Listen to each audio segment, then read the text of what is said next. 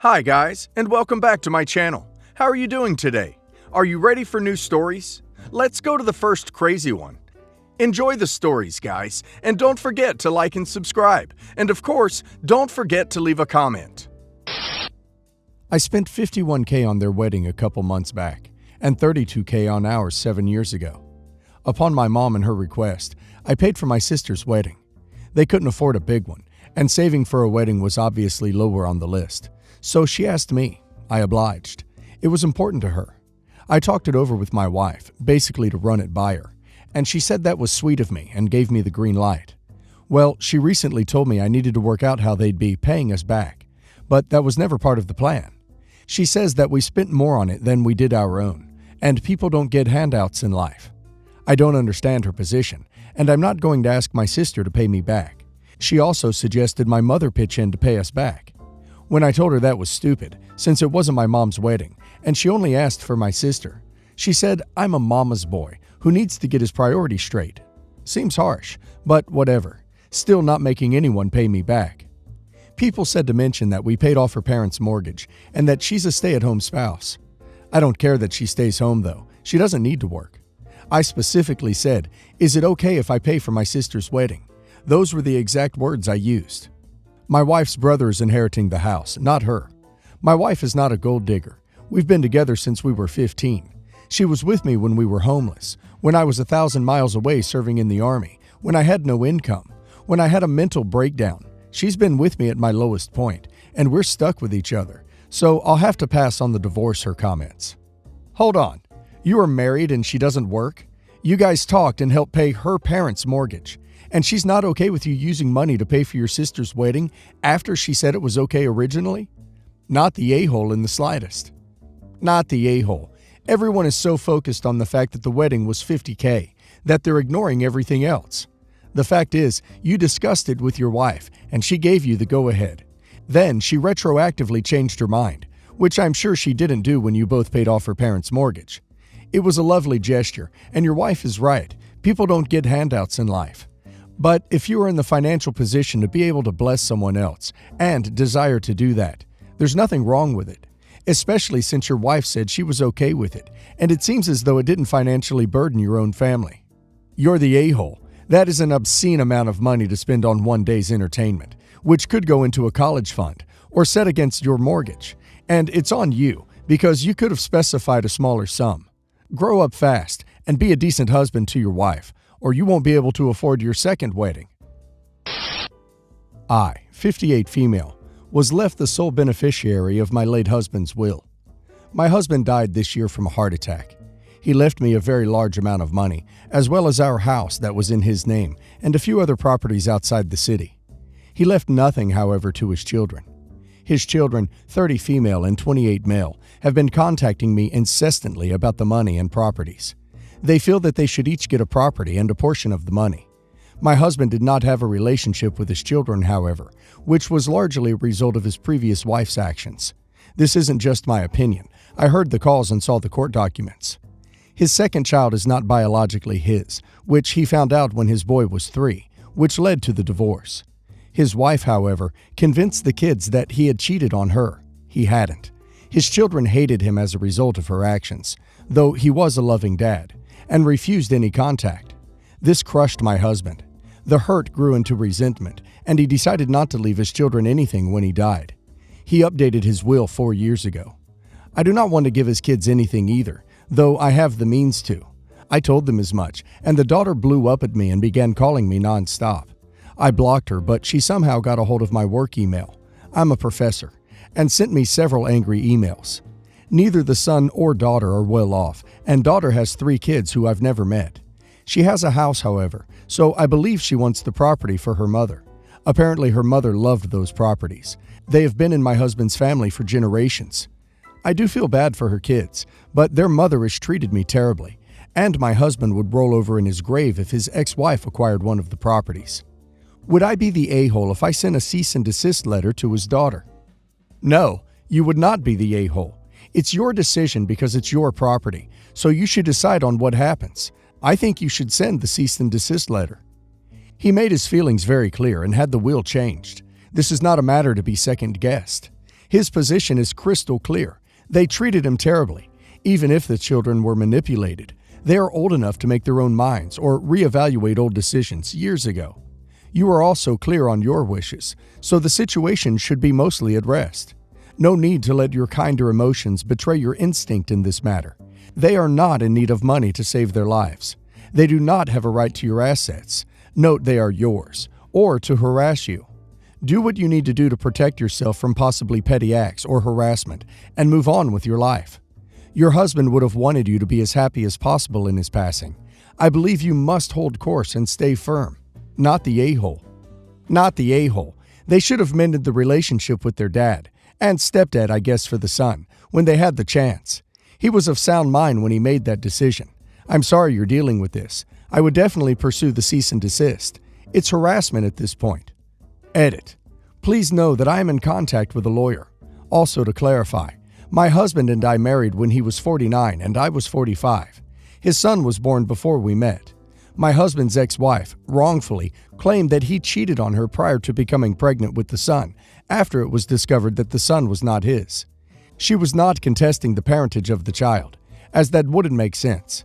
She was trying to keep the children from their father. I apologize that this is a bit confusing. Edit 2.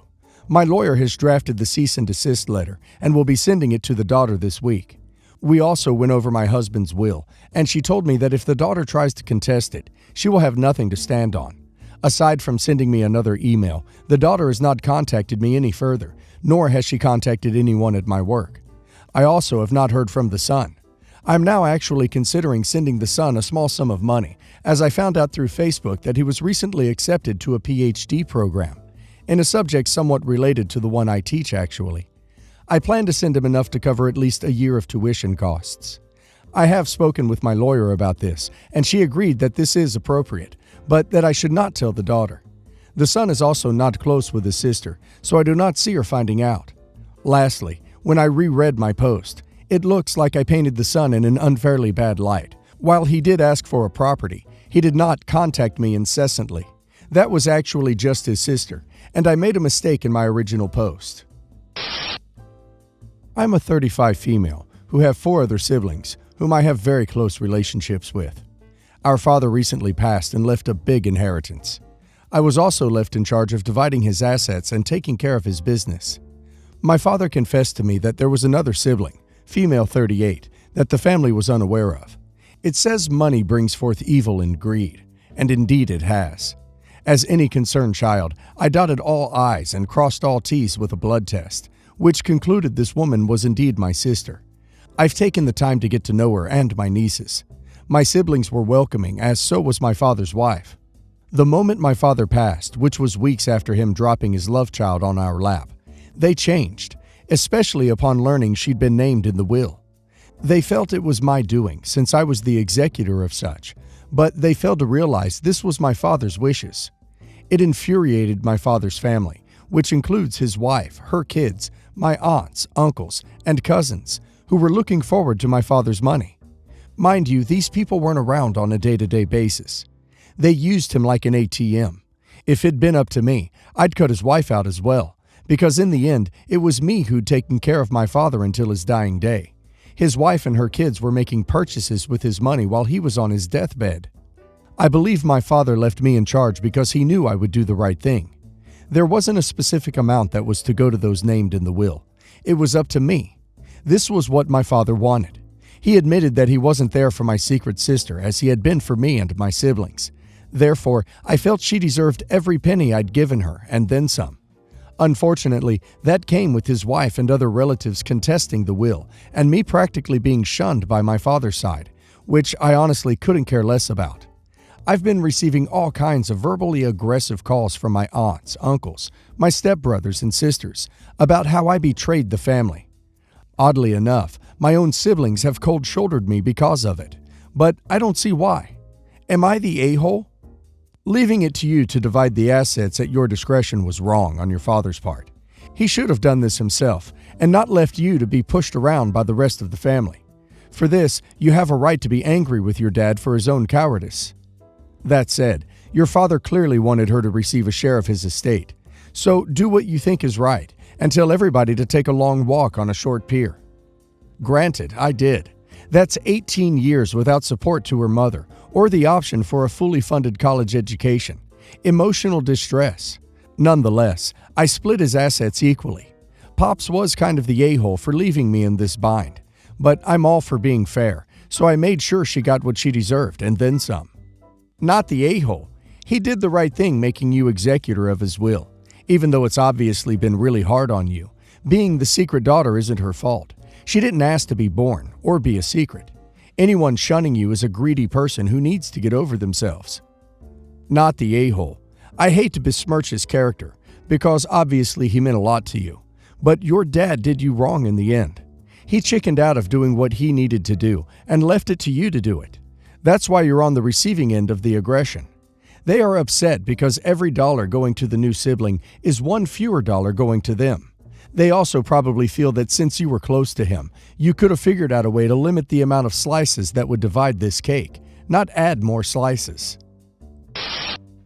Okay, so backstory. My sister Kara, 28 female, and I, 34 female, share a pretty typical sibling relationship and see each other often. Years back, after I got out of a long-term relationship, I started hanging out with Kara's friend group. They were younger, cooler, and more in the social scene.